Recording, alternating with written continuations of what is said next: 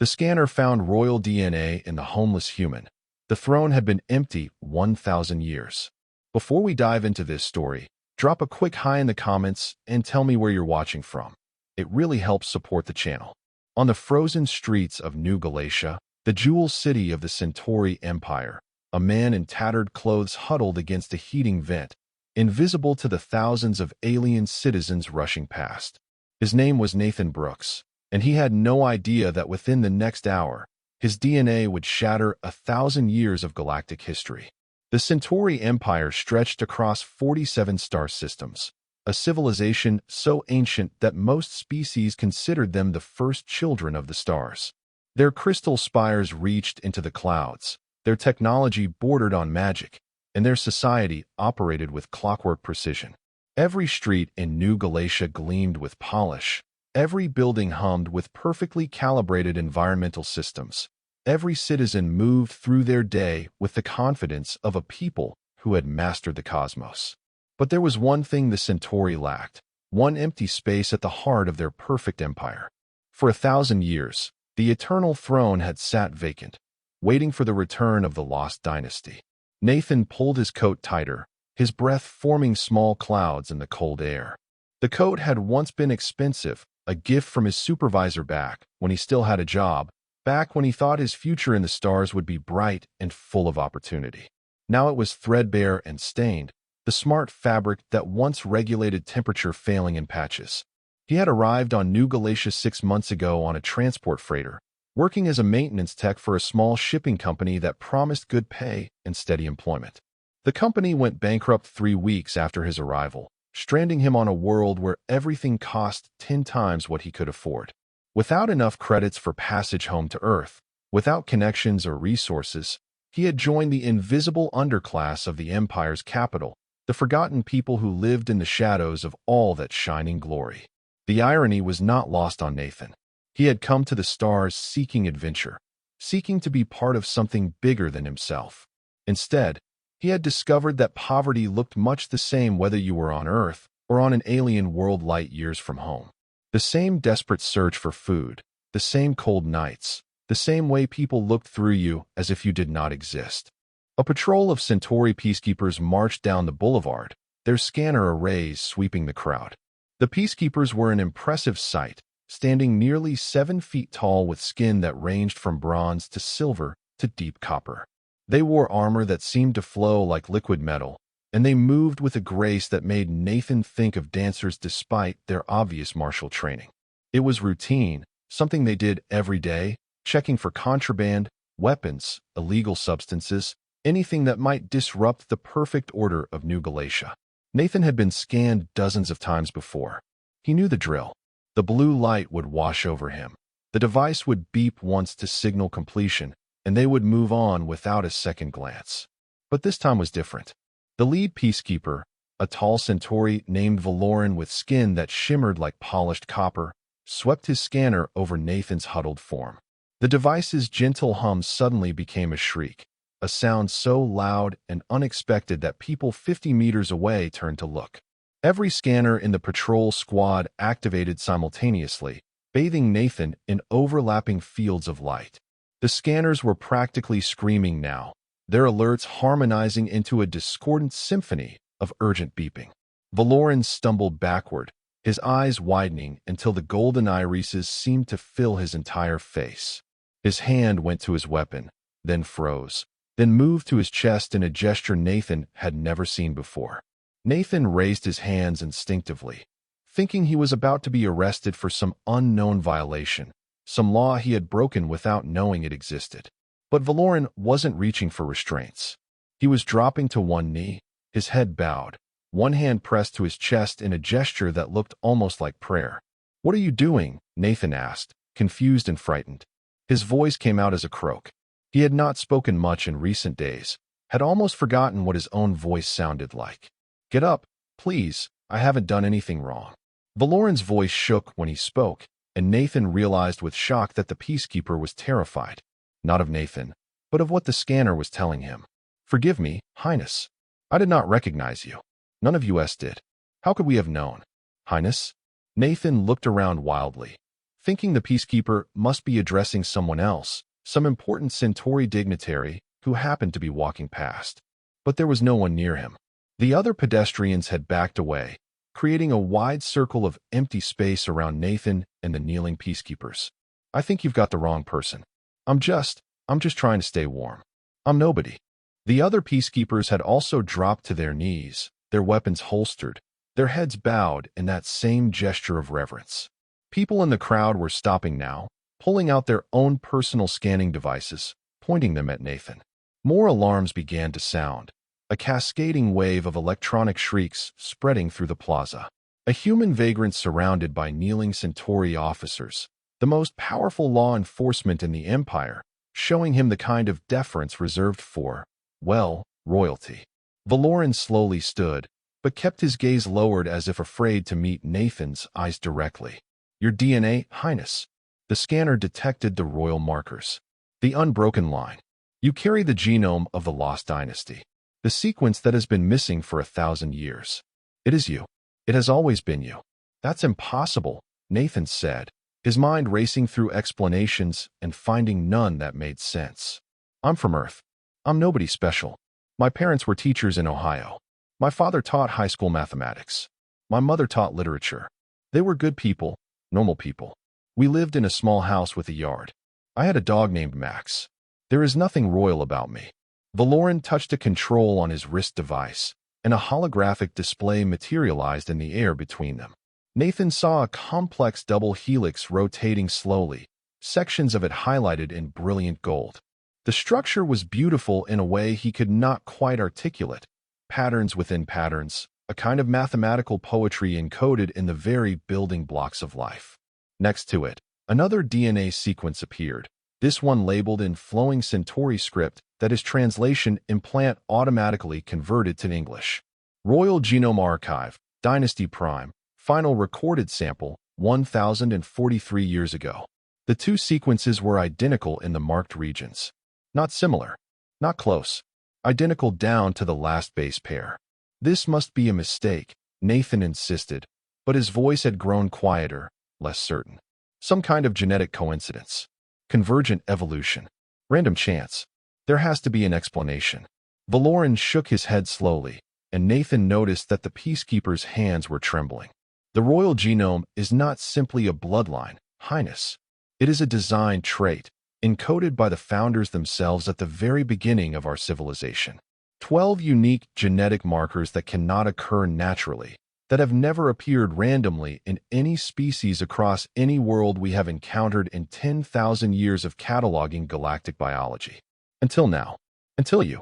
A crowd had gathered, hundreds of Centauri citizens forming a wide circle around the scene. Many were pulling out their own scanning devices, confirming what the peacekeepers had found. Nathan watched the readouts appear on personal communicators, saw the same golden highlights, the same impossible match. A wave of kneeling figures spread through the crowd like dominoes falling, each person sinking to their knees as their scanner confirmed the truth. Soon, Nathan was standing in the center of a plaza filled with bowed heads, the only person still upright besides Valoran, who seemed uncertain whether he was allowed to stand in the presence of. He kept saying that word, Highness. Nathan's legs felt weak. He reached out to steady himself against the wall, and Valoran moved instantly to support him, catching his arm with gentle firmness. This had to be some kind of elaborate scam, or maybe he had finally lost it, his mind breaking under the strain of homelessness and desperation, creating an elaborate hallucination to escape his miserable reality. But the scanners were real. The crowd was real. The fear and wonder in Valoran's eyes were absolutely real. And deep down, in a place Nathan rarely let himself acknowledge, he felt something stirring. A sense of recognition, as if some dormant part of himself was waking up after a very long sleep. We must escort you to the High Council immediately, Valoran said, his voice urgent but respectful. They will want to verify this. To understand. To know how this is possible. The eternal throne has been empty for so long. 1,000 years we have searched. 1,000 years we have waited. And now here you are. And if I refuse? Nathan asked, though he already knew the answer. He had nowhere to go, no resources, no way off this planet. Whatever was happening, He was caught in it now like a leaf in a river current. There was no going back to the heating vent, to the anonymous invisibility of homelessness. That life was over, ended the moment the scanner had screamed its recognition. Then I would beg you to reconsider, Highness. But I would not force you. I could not. The royal line commands. We do not command it.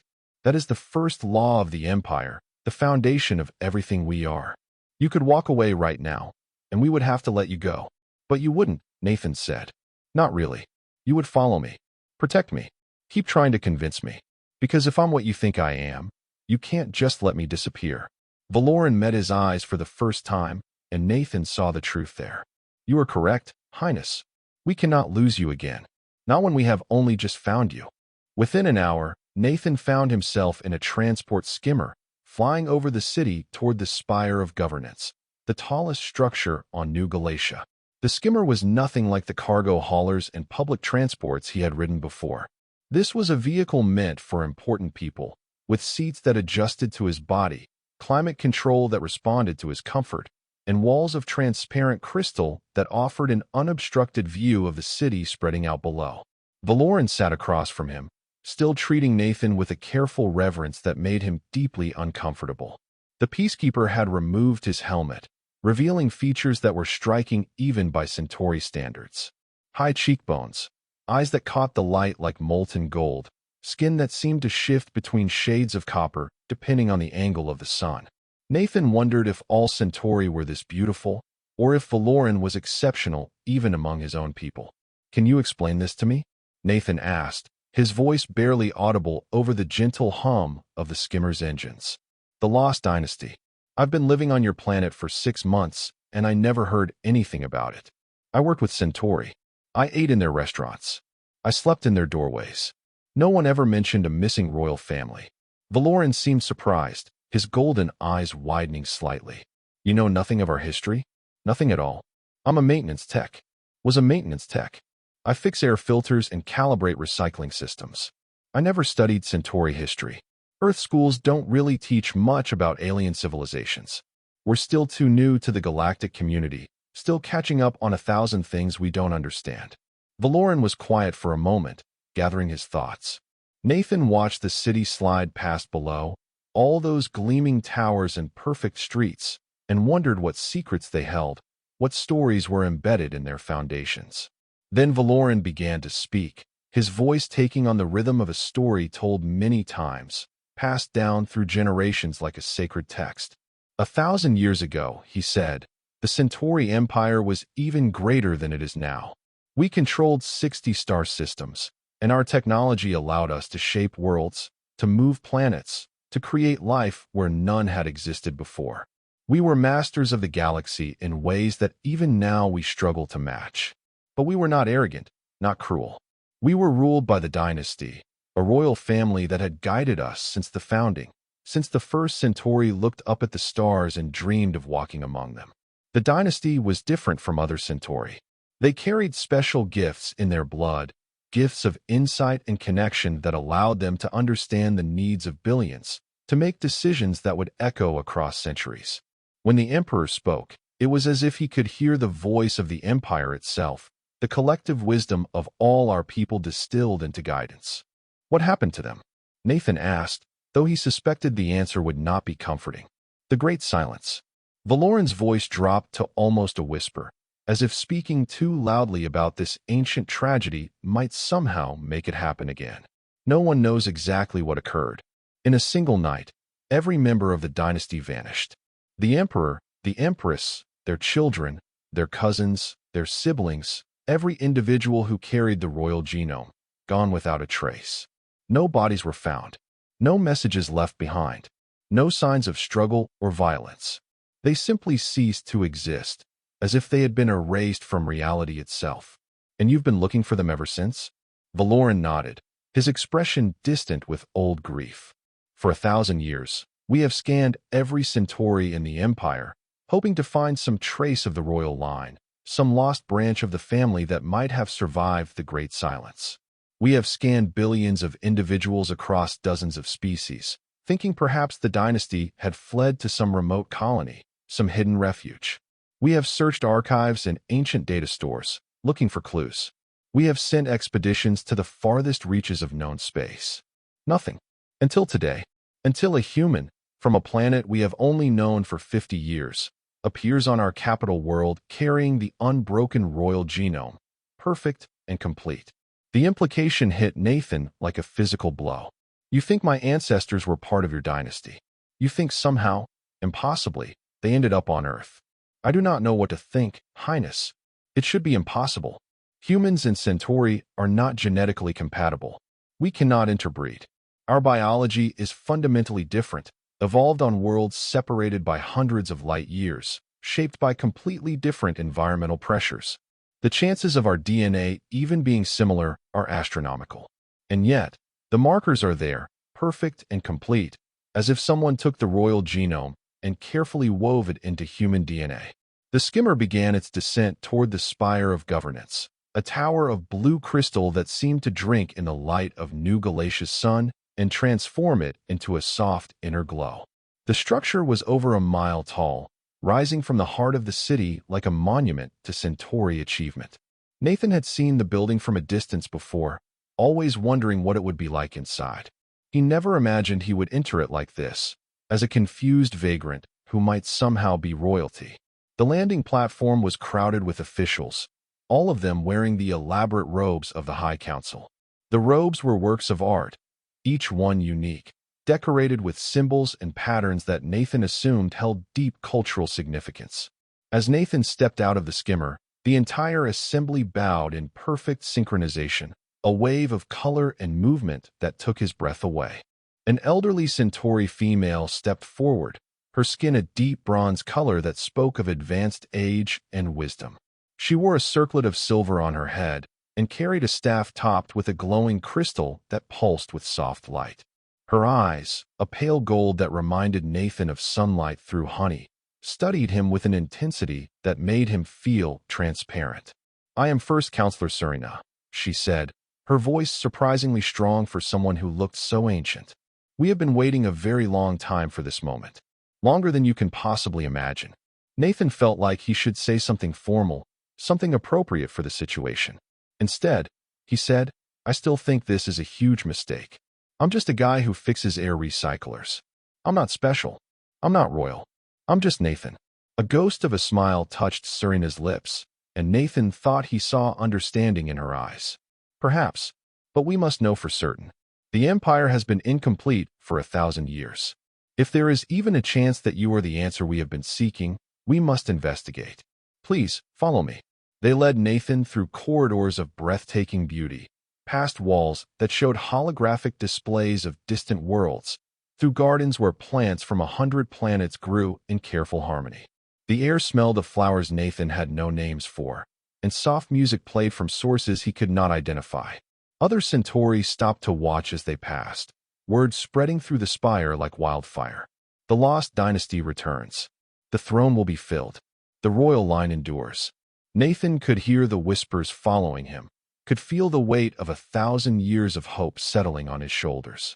Finally, they reached a circular chamber at the heart of the spire. In the center of the room stood a crystalline pedestal, and floating above it, a sphere of pure light that pulsed with a gentle rhythm like a heartbeat. Around the chamber, the entire High Council had gathered, 27 Centauri who governed the Empire in the absence of the dynasty.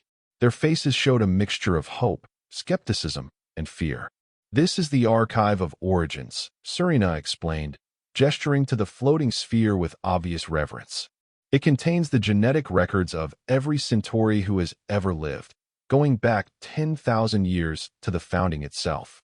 It also holds the complete genome of the dynasty as designed by the founders, before any member of the royal family was born. We will compare your DNA directly to the royal template. There can be no error, no misreading, no chance of contamination. The archive does not make mistakes." Nathan swallowed hard, his mouth suddenly dry. "And if it confirms what the scanners found, then we must discuss what that means for you and for the Empire. But let us not speculate until we know the truth." Surina gestured for Nathan to approach the pedestal. He walked forward slowly, very aware of the 27 pairs of eyes watching his every movement, judging him, wondering if he could possibly be real. When he reached the pedestal, a beam of soft blue light descended from the floating sphere, engulfing him in its glow. The sensation was strange but not unpleasant, a tingling warmth that seemed to reach into every cell of his body. Nathan felt as if he was being read, every molecule of his being catalogued and analyzed. The sphere began to pulse faster, its light growing brighter with each beat. Streams of data appeared in the air around Nathan, genetic sequences scrolling past too quickly for him to read. The chamber filled with a sound like crystalline chimes, growing in complexity and volume until it seemed to resonate in his bones. Then silence, complete and absolute. The light faded. The data streams vanished. The sphere returned to its gentle, steady pulse. Serena approached the pedestal and touched a panel that had emerged from its surface. Her hands shook as she read the results, her fingers tracing patterns on the display. When she looked up at Nathan, there were tears streaming down her face, cutting silver tracks through the bronze of her skin. "The archive confirms it," she said, her voice breaking with emotion. 12 perfect matches. The royal genome, unaltered, unbroken, preserved across 1,000 years and the vast distance between our worlds. After all this time, after all our searching, the dynasty has returned. The chamber erupted in sound. Some of the counselors were weeping openly, their carefully maintained composure shattered by the weight of the moment. Others were embracing, holding each other as if they needed physical support to process what they had just learned. Several had fallen to their knees again, their heads bowed in prayer or gratitude or simple, overwhelming relief. Nathan stood frozen in the center of it all, unable to process what he was hearing, unable to accept that his life had just changed so completely and irrevocably. "But I'm human," he said weakly, his voice almost lost in the chaos. "How is this possible? How can I carry Centauri royal DNA?" Serena wiped her eyes and took a deep breath, composing herself with visible effort. "That is the question we must answer. The archive can only tell us what is, not how it came to be. But there are theories we must explore, histories we must examine more carefully. The Great Silence took the dynasty from us, but perhaps, somehow, it also preserved them. Perhaps they did not vanish into death or oblivion. Perhaps they fled, seeking refuge in the one place we would never think to look. To Earth?" Nathan asked, his mind reeling. 1,000 years ago, we barely had written language then. We were nowhere near space travel. We didn't even know other intelligent species existed. "I know," Serena said. "It makes no sense by any logic we understand. But the truth rarely does, in the beginning. We will search our records. We will search yours. We will find the connection, trace the thread that binds you to us across time and impossible distance." A younger counselor stepped forward, a male Centauri with silver skin that seemed to glow in the chamber's soft light and sharp features that reminded Nathan of a bird of prey. His name, Nathan learned, was Torin, and unlike most of the others, he did not look happy. His expression was cold, calculating, suspicious. "First counselor," Torin said, his voice tight with controlled emotion, "we must be cautious here. We cannot simply accept this human, as our rightful ruler based solely on genetic evidence, however compelling it may appear. The circumstances are beyond suspicious. A member of a primitive species appears on our capital world, destitute and desperate, carrying the royal genome. This could be an elaborate deception, a biological weapon designed to infiltrate our government, a trick played by enemies we have not yet identified. The archive cannot be deceived," Serena said firmly. "You know this, Counselor Torin.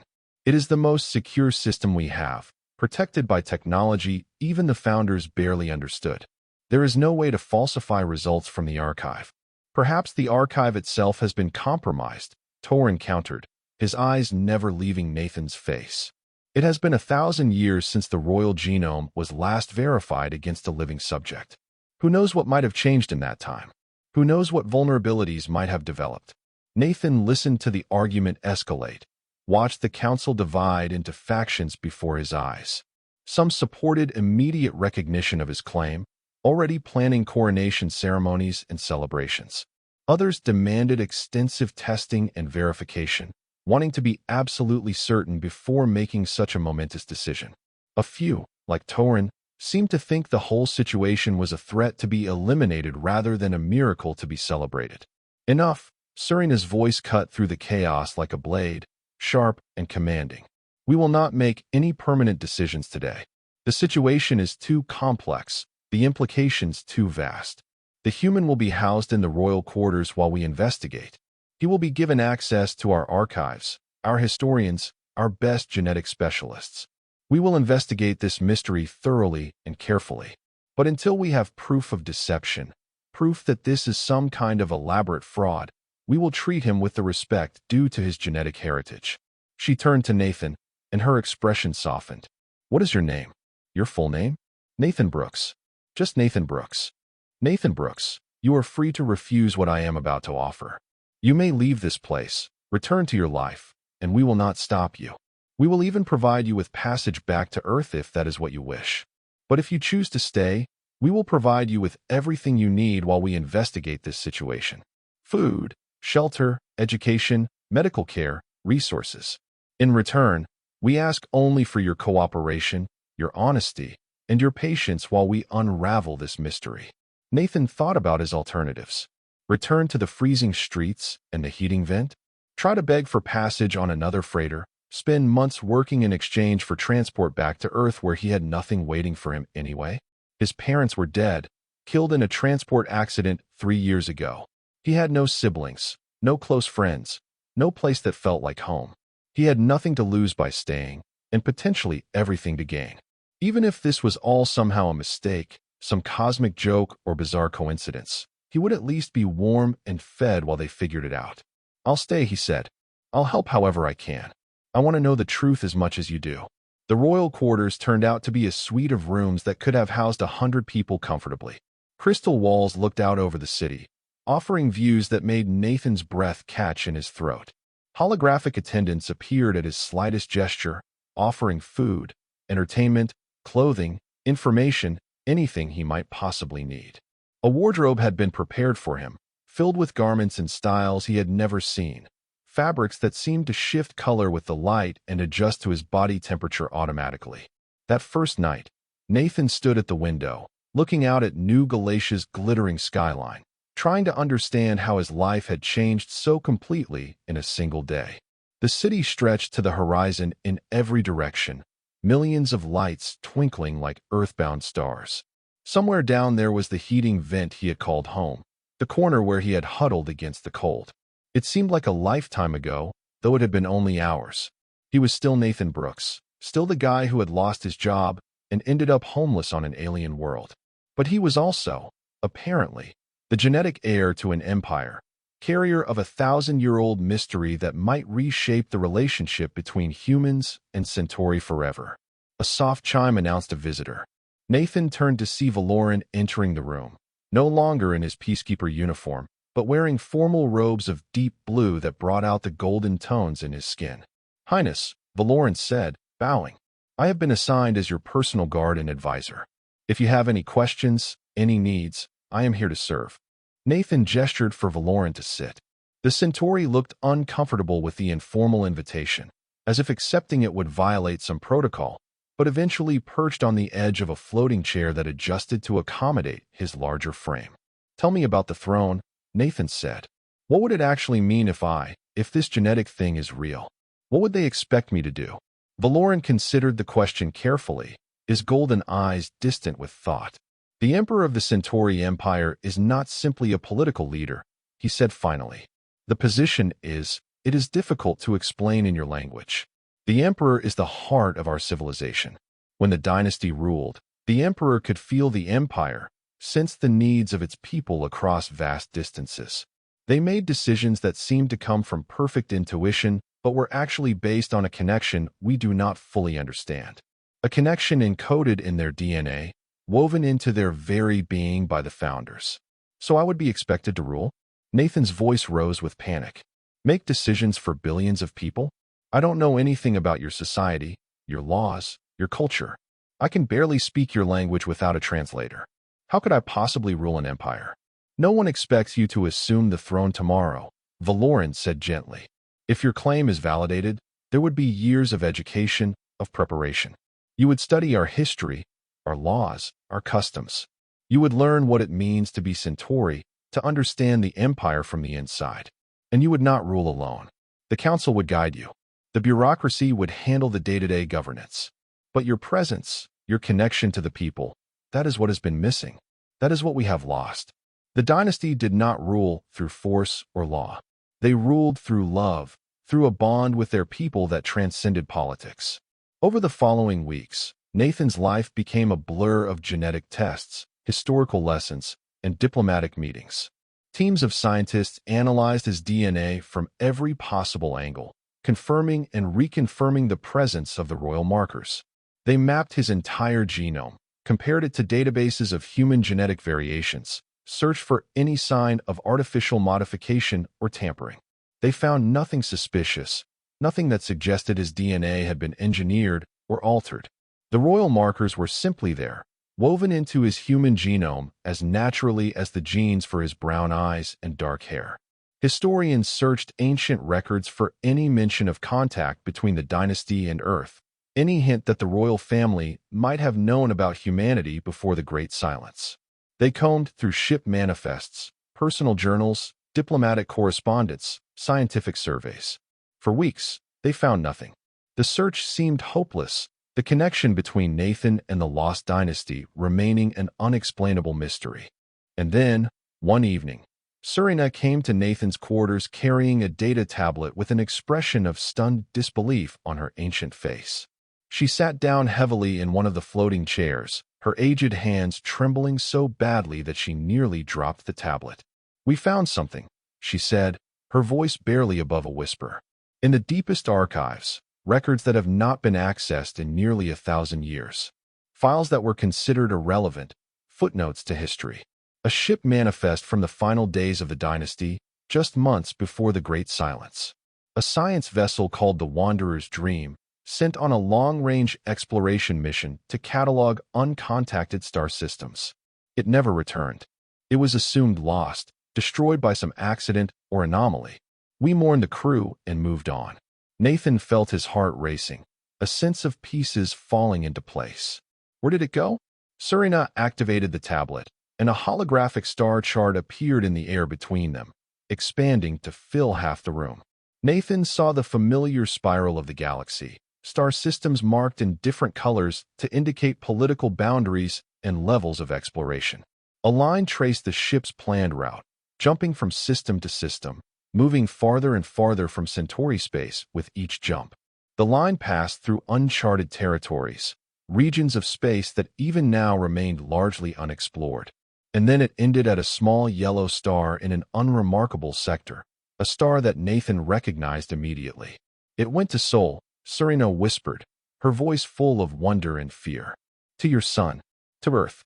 1,000 years ago, when your world was primitive and ignorant of the wider galaxy, a Centauri ship carrying members of the royal family visited your planet." "But that was 1,000 years ago," Nathan protested, even as his mind raced with implications. "Earth had nothing then. We were just beginning to build our first cities. We had no technology, no space travel, no way to help or hide anyone. Why would they go there?" "Perhaps that was precisely why they went there," Serena said. "Perhaps they were hiding from something. Or perhaps they knew something we did not, saw something in humanity's future that we could not imagine." The ship's manifest lists 37 crew members. 12 of them were members of the dynasty, distant relatives of the emperor, but all carrying the royal genome nonetheless. Scientists, explorers, dreamers seeking to expand our knowledge of the galaxy. Nathan stared at the star chart, at the line connecting his present to his impossible past. "You think they stayed on Earth? You think they never came back? You think they had children with humans?" "It should not be possible," Serena said, and Nathan heard the struggle in her voice, the clash between what she knew and what the evidence suggested. "Centauri and humans are not genetically compatible. Our chromosomes are different. Our reproductive systems operate on completely different principles. But perhaps, with their advanced knowledge, they found a way. Or perhaps something even stranger occurred. The royal genome was not natural, Nathan. It was engineered by the founders, beings whose technology we still do not fully understand even after 10,000 years of study. Perhaps those genes, designed to persist and preserve, found a way to integrate into human DNA. Perhaps they waited, dormant through generations, until the right combination of factors allowed them to express themselves fully. For what? Nathan asked. For 1,000 years they lay dormant in human bloodlines, waiting. For what? For this moment, Serena said simply. For the day when they would be found again. For the day when a human would come to New Galatia and the scanners would scream in recognition. The founders worked in timescales we can barely comprehend. Perhaps this was their plan all along. The revelation changed everything. What had seemed like an impossible coincidence now had an explanation, however strange and incomplete. The High Council held an emergency session, debating for 3 days straight about what to do with this information. Nathan attended the sessions, sitting in a gallery overlooking the council floor, listening to arguments in languages his translation implant struggled to convert into anything coherent. Some counselors believed the discovery of the Wanderer's dream proved Nathan's legitimacy beyond any doubt. Others, like Torin, argued that it proved nothing, that correlation was not causation, that a ship visiting Earth 1,000 years ago did not necessarily mean Nathan's DNA came from that crew. The debates grew heated, voices rising, old political rivalries resurfacing as different factions tried to claim Nathan for their own purposes. Some saw him as a tool to reform the Empire, to change laws and customs they disagreed with. Others saw him as a threat, a disruptive element that would destabilize the careful balance of power the Council had maintained for 1,000 years. Counselor Torin remained the most vocal opponent, and Nathan grudgingly had to admit the Centauri raised valid concerns. This proves nothing, Torin insisted during one particularly contentious session. So a ship went to Earth. So it carried members of the dynasty. That does not mean this human is their descendant. For all we know, the ship crashed upon arrival. The dynasty members died in the impact. Their DNA contaminated the local environment.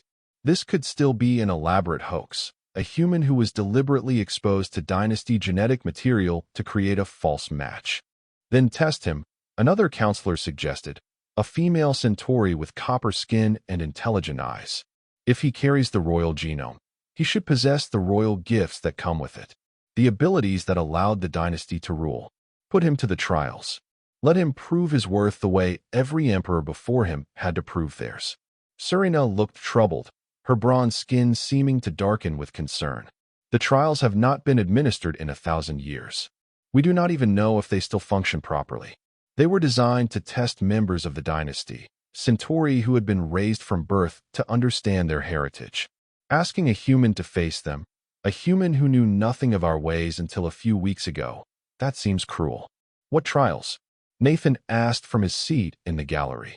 The conversation paused, all 27 counselors turning to look up at him. He stood, feeling self-conscious but determined to understand what they were discussing. What are you talking about? Torin smiled coldly, and Nathan realized the counselor had been hoping for exactly this question. The founders built 3 trials to test the worthiness of the dynasty, he said, his voice carrying clearly through the chamber. Tests of wisdom, compassion, and will.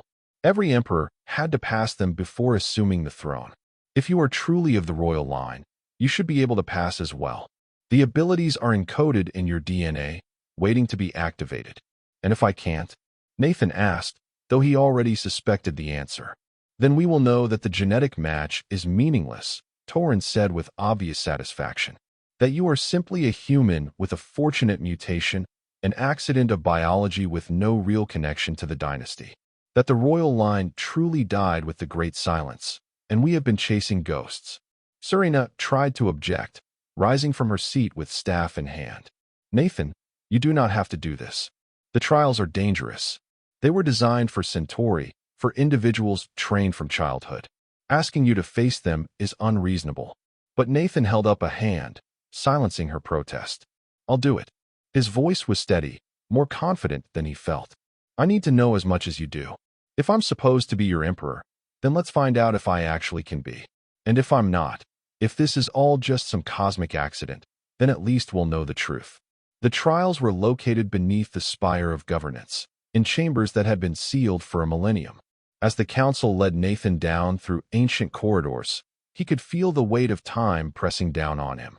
The walls here were older than the gleaming crystal above, made of some dark stone that seemed to absorb light rather than reflect it. These passages had been walked by emperors and empresses long dead, by the lost dynasty whose blood apparently ran in his veins. The first chamber contained a sphere of swirling light suspended in darkness. It hung in the center of a vast room, pulsing with colors Nathan had no names for. The air hummed with energy, and Nathan felt the hair on his arms standing up. Serena explained that this was the trial of wisdom. Nathan would be asked questions by the sphere, presented with problems that had no clear answer, dilemmas that had troubled the Empire throughout its history. His responses would be judged not for correctness, because there were no correct answers, but for insight, for the ability to see beyond simple solutions, to understand the complexity of governing billions of diverse individuals across dozens of worlds. Nathan stepped into the chamber alone. The door sealed behind him with a sound like thunder, leaving him in darkness except for the light of the sphere. He walked forward slowly, his footsteps echoing in the vast space. The sphere pulsed once, brilliant and blinding, and suddenly Nathan was somewhere else. He stood in a command center overlooking a dying planet. The world below was beautiful in its agony, continents wrapped in storms of toxic gas, oceans boiling away into space. Through the view screen, he could see cities collapsing, millions of people fleeing in doomed attempts to escape. A voice spoke in his mind, clear and terrible. "This world is dying," the voice said. "Natural processes are destroying it, a cascade of environmental failures that began centuries ago and cannot be stopped. You have the technology to save it, to halt the collapse and restore stability. But using that technology will fundamentally alter the planet's ecosystem. The world that emerges will be livable, but it will not be the world that existed before. Nothing will ever grow there naturally again. It will require constant maintenance, eternal intervention. Or you can let it die, preserve the memory of what it was, allow the natural process to complete. Both choices carry immense cost. What do you choose?" Nathan thought about Earth, about the environmental disasters his own world had faced and continued to face. The debates about intervention versus preservation, about whether humanity had the right to reshape nature to suit its needs. He thought about the painful truth that sometimes there were no good choices, only different kinds of loss. And he answered, his voice steady in the darkness. "I would save the people first," he said. "Evacuate everyone who can be evacuated. Give them new homes, new lives. Then I would let the planet die, but I would record everything. Every species, every ecosystem, every detail of how the world functioned. I would preserve it in archives and simulations, in genetic banks and environmental models. And perhaps, centuries from now, when we understand more, when our technology is even more advanced, we could try to restore what was lost. But I would not force the survivors to live on a world that exists only through artificial support. They deserve a home that can sustain itself, even if that home is not the one they lost." The vision faded. Nathan found himself back in the chamber, the sphere pulsing gently before him. He did not know if he had passed or failed, but the sphere seemed satisfied, its light settling into a steady rhythm. The second chamber held the trial of compassion. Nathan entered to find himself standing in a vast network of light, thousands upon thousands of threads connecting him to points of awareness scattered across space. He realized with shock that he was connected to the minds of the Empire, feeling their emotions, their experiences, their lives. The pain came first. Refugees fleeing wars he had never heard of, their terror and desperation flooding through him like physical blows. Children dying of diseases that could be cured but weren't because their worlds lacked resources, their small struggles ending in darkness. The grief of families torn apart, lovers separated, dreams destroyed by the casual cruelty of circumstance. But there was joy too. Scientists celebrating discoveries that would change lives, their triumph and wonder bright as stars. Families reuniting after years apart, love and relief washing over him in waves. Children laughing, couples falling in love, artists creating beauty from nothing, the million small victories that made life worth living. The emotions threatened to overwhelm him, to drown him in the sheer weight of so much experience, so much feeling compressed into his single consciousness. Nathan felt himself fragmenting, losing track of where he ended and the empire began. But then he remembered being homeless, remembered the cold and the hunger and the desperate isolation of having nothing and being nothing. He remembered what it felt like to be invisible, to have people look through you as if you did not exist. He understood suffering in a way that perhaps no Centauri could, because he had lived it so recently. The pain flowing through him was not abstract or distant. It was real and immediate and familiar. So Nathan held on. He let the pain flow through him without breaking, felt the joy without losing himself in it. He acknowledged each individual story, each life, while maintaining his own sense of self. He wept for the suffering and smiled at the happiness. And through it all, he remained Nathan Brooks, changed but not destroyed by the weight of billions. The network released him slowly, the connections fading one by one until he stood alone again, gasping for breath, tears streaming down his face. But he was still standing, still himself. The trial was past. The third chamber was different from the first two. The trial of will required Nathan to face the darkest parts of himself, to confront the person he feared he might become if given absolute power. The moment he stepped through the door, visions assaulted him. He saw himself as a tyrant, using the empire's resources for personal gain, living in luxury while billions suffered. He saw himself making cruel decisions out of spite or pettiness, punishing those who disagreed with him, surrounding himself with sycophants who told him only what he wanted to hear. He saw the worst version of himself, drunk on power and blind to the suffering he caused. He saw himself as a weakling, unable to make hard decisions when they were needed most, letting the empire stagnate and decay rather than risk making mistakes. He saw himself paralyzed by doubt, second-guessing every choice until opportunities were lost and problems became catastrophes. He saw his compassion becoming weakness, his wisdom becoming cowardice. And he saw himself as an imposter, forever pretending to be something he was not, playing at being emperor while knowing deep down that he was just Nathan Brooks, maintenance tech from Ohio, who had no business ruling an empire.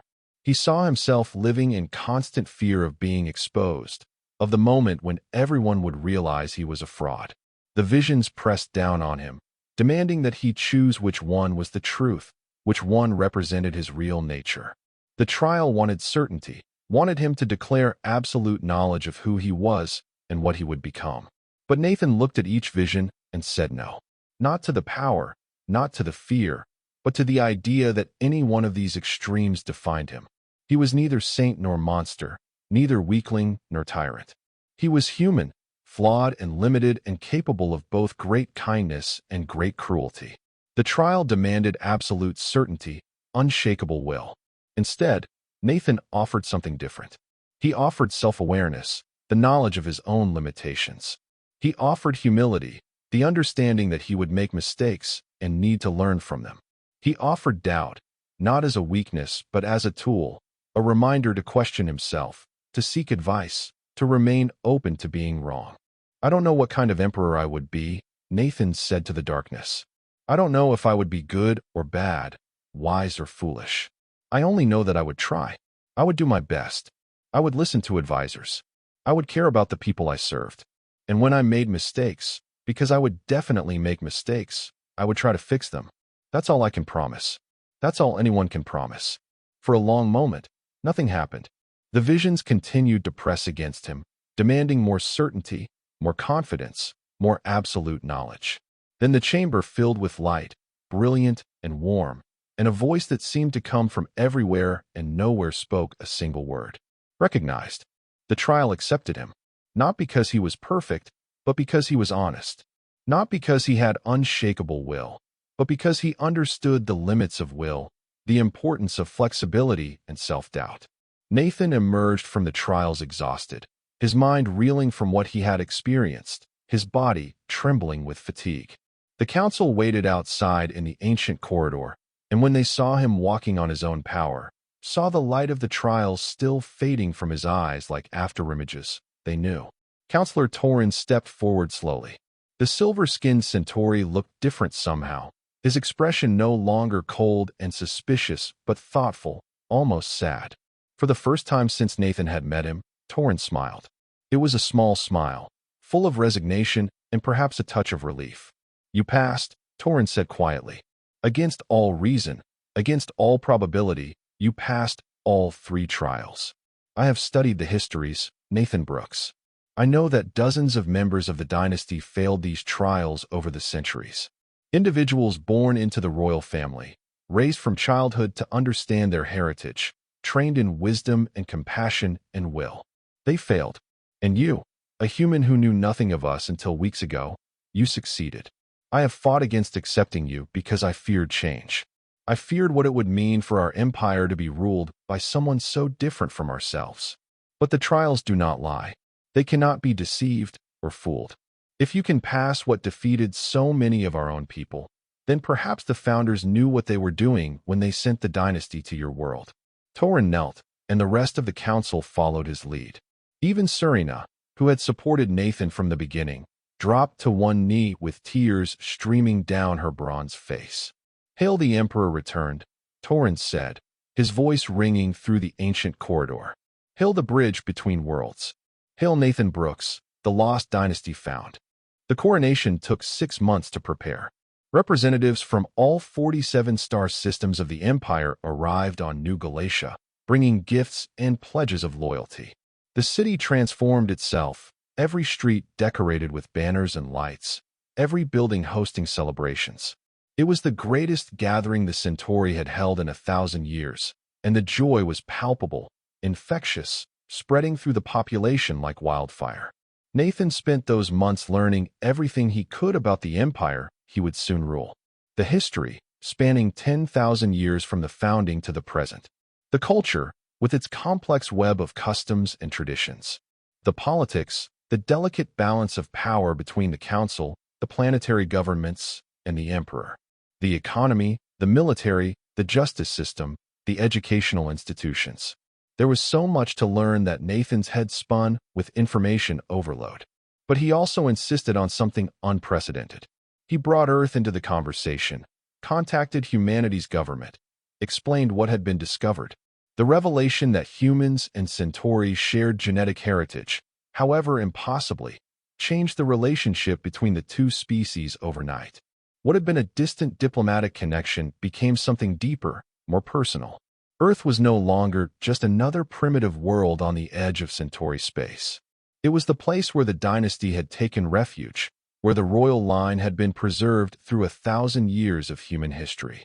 Human scientists worked with Centauri geneticists to unravel the mystery of how the royal genome had persisted through 1,000 years of human reproduction. What they discovered amazed both species. The royal markers were not just genetic code in the traditional sense. They were something more sophisticated, something that operated on principles of biology neither species fully understood. They could lie dormant for generations, hidden among normal human genes, waiting for the right combination of factors to express themselves fully. It was as if the founders had designed them to be patient, to survive, to outlast the empire itself if necessary. Nathan's family tree was traced back as far as historical records allowed. His great-great-great-grandmother, they eventually discovered, had been a woman named Sarah Brooks who lived in Ohio in the early 21st century. She had been a teacher, married to a carpenter, lived an ordinary life by all accounts.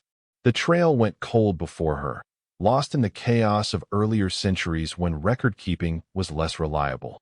But somewhere in her ancestry, impossibly far back, was a connection to the crew of the Wanderer's Dream. Perhaps one of the dynasty members had married a human. Perhaps they had deliberately introduced their genetic material into the human population. Perhaps it had been an accident, a consequence of living among humans for years or decades. The truth was lost to time, buried too deep to recover. But the result was undeniable. Nathan Brooks carried the royal genome, and through him, the lost dynasty had returned. On the day of the coronation, Nathan stood in the Hall of Emperors, a vast chamber at the top of the spire of governance. The hall was a marvel of architecture, its walls made of crystal that showed views of all 47 star systems of the empire. Above, a dome showed the night sky as it appeared from each Centauri world simultaneously, an impossible merging of perspectives that made Nathan dizzy when he looked up. The eternal throne waited at the far end of the hall, raised on a platform of dark stone. It was not ornate or jeweled like Nathan had expected.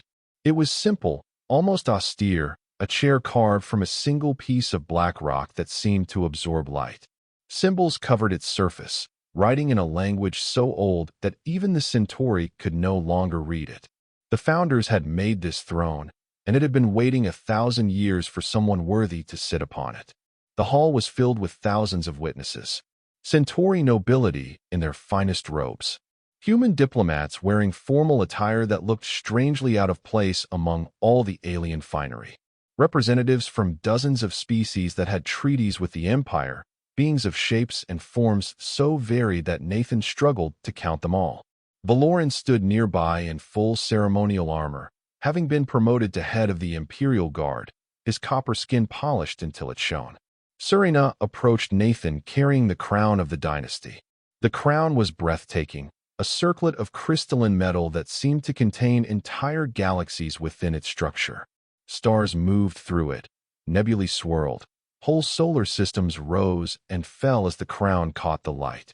This artifact had been recovered from the sealed royal chambers and not worn in a millennium. Just looking at it made Nathan's breath catch. "Nathan Brooks," Surina said, her voice carrying through the hall without need for amplification. The architecture itself seemed to be amplifying her words, letting every witness hear clearly. "You have been tested. You have been judged. You have been found worthy by the standards of the founders themselves. Do you accept the burden and the blessing of the eternal throne? Do you swear to serve the Empire and its people with wisdom, compassion, and will? Do you pledge to be the bridge between worlds, the connection between Centauri and human, the living embodiment of our shared heritage?" Nathan thought about the homeless man he had been just months ago, huddled against a heating vent in the cold, invisible to the thousands passing by. He thought about the impossible chain of events that had led him here, from that frozen plaza to this magnificent hall. He thought about the responsibility he was about to accept, the weight of billions of lives that would rest on his decisions, the legacy of 1,000 years that he would have to uphold. And he thought about the lesson he had learned in the trial of will, that he did not need to be perfect. He only needed to be honest, to try his best, to remain aware of his own limitations while still moving forward. The dynasty had not been perfect either. They had made mistakes, faced challenges, struggled with doubt. But they had tried, and that was all anyone could ask. "I do," Nathan said, his voice steady and clear. Surina placed the crown on his head. The moment the crystalline metal touched his skin, something changed. The crown flared with inner light, brilliant and warm, and Nathan felt a sensation like electricity racing through his body, igniting nerves he had not known existed. The royal genome, dormant all his life, suddenly activated fully, completely, for the first time. Nathan gasped as his awareness expanded outward like ripples on a pond. He felt the empire spreading out around him like a living thing, a vast organism of which he was now the heart. Billions of minds, each one a small light in an endless network. He could sense their hopes and fears, their joys and sorrows, not in invasive detail, but as a general awareness of the empire's emotional state. It was like the trial of compassion, but softer, more gentle, a constant background hum of connection. He felt New Galatia beneath him, millions of Centauri celebrating in the streets. He felt the other worlds of the empire, distant but present, their populations watching the coronation through broadcasts and feeling their own joy at the return of the dynasty. He felt Earth too, tiny and far away but shining bright with human excitement, his birth world connecting to his new home through the bridge of his own existence. It was overwhelming and beautiful and terrifying all at once. Nathan understood now why the dynasty had been special, why the empire had needed them. This connection allowed him to sense problems before they became crises, to understand needs before they were articulated, to make decisions informed by the collective experience of billions. It was not mind reading or telepathy. It was something subtler and perhaps more powerful, an intuition so deep it seemed like magic. "All hail Emperor Nathan I," Surina proclaimed, her voice breaking with emotion. "All hail the lost dynasty returned." All hail the bridge between stars, the son of two worlds, the heir to 10,000 years of history. The hall erupted in sound. Cheers and applause, and the musical calls of alien species filled the air. Nathan walked slowly toward the throne, feeling the weight of the crown and the weight of history pressing down on him. Every step echoed through the hall, magnified by the architecture until it sounded like the footsteps of giants. When he reached the throne, he paused, looking at it. The black stone seemed to pulse with its own light now, as if recognizing him, welcoming him home. Nathan reached out and touched its surface. The stone was warm, almost alive, and he felt something pass between them. A transfer of knowledge, of history, of all the emperors and empresses who had sat here before him. Then he sat down. The throne recognized him instantly. Light flared from the ancient stone, brilliant white shot through with gold, racing out through the hall like lightning. It spread through the spire, through the city, across New Galatia like dawn breaking. The light reached into space, touching the orbital stations and the ships in dock, racing out through the Empire at speeds that defied physics.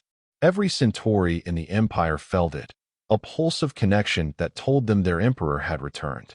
On 47 worlds across dozens of light years, billions of people stopped what they were doing and looked up at the sky, feeling the touch of something they had thought lost forever. Nathan sat on the throne and felt the Empire settle around him like a vast cloak. He was still Nathan Brooks, still the maintenance tech from Ohio who had gotten stranded on an alien world. But he was also something more now. He was the bridge between humanity and the Centauri, the living proof that sometimes the most impossible things could be true, that the universe had a sense of timing and purpose even when events seemed random and cruel. In the months and years that followed, Nathan learned to use the abilities his genetic heritage had given him. The connection to the Empire was not constant or overwhelming. It ebbed and flowed like a tide, sometimes clear and strong, sometimes barely perceptible. He learned to listen to it, to trust the intuition it provided while still relying on logic and counsel from his advisors. He made mistakes, plenty of them. There were diplomatic incidents and policy failures, decisions that seemed wise at the time but proved flawed in execution. But the council was patient, surprisingly so. They had waited 1,000 years for the dynasty to return. They could wait for their new emperor to grow into his role, to learn from his errors, to slowly become the ruler they needed. Nathan also changed the Empire in ways the Centauri had not anticipated. He opened formal relations with Earth, not as patron to client, but as partners, bringing humanity into the galactic community as full equals rather than distant observers. He used his position to advocate for the forgotten people of the Empire, the ones who lived in the shadows like he once had. He knew their struggles intimately, understood what it meant to be invisible, and he was determined that no one in his empire would suffer as he had suffered. He reformed laws that had become outdated, questioned traditions that no longer served their purpose. He created new departments focused on poverty relief, housing assistance, job training for displaced workers. Some Centauri grumbled about a human changing their ancient ways, about an outsider disrupting traditions that had endured for millennia. But most recognized that this was exactly what the Empire needed. New blood, new perspectives, new ideas. The dynasty had always been different from ordinary Centauri, had always seen the world from unique angles. Perhaps having a human emperor was simply the next step in that long tradition of being extraordinary. 1 year after his coronation, Nathan stood in the plaza where he had been discovered, where Valoran's scanner had first detected the royal genome. The heating vent was still there, still pumping warm air into the cold street. Nathan had requested that it be marked with a memorial plaque, a simple brass plate embedded in the pavement. The plaque read, "Here Emperor Nathan I was found, proof that worth can be hidden in unexpected places, that royalty is not determined by birth alone, but by the content of character. Remember always to look closely at those you pass by, for you never know who they might become." Not to honor himself, but to remember all the people who had been invisible, all the ones who slipped through the cracks of even the most advanced civilizations. It was a reminder to his empire, to himself, to never forget where he had come from. Valoran stood beside him, no longer surprised when Nathan did things like this. In the years since the coronation, The former peacekeeper had become Nathan's closest friend and most trusted advisor. He understood the Emperor in ways few Centauri could, having been there from the very beginning. "Do you ever regret it?" Valoran asked quietly, his golden eyes reflecting the light from the memorial plaque. "Staying that day instead of walking away? You could have refused. Could have gone back to Earth. Built a quiet life somewhere." Nathan considered the question honestly, as he considered all of Valoran's questions. The Centauri had a gift for asking the things Nathan needed to think about. His life was no longer simple. He carried responsibilities that sometimes kept him awake at night, staring at the ceiling of his royal chambers while his mind raced through problems and solutions. He made decisions that affected billions of people, choices that would echo across centuries. The weight of the crown was more than metaphorical. He could feel it even when he was not wearing it, a constant pressure of duty and expectation. He could never go back to being just Nathan Brooks, maintenance tech.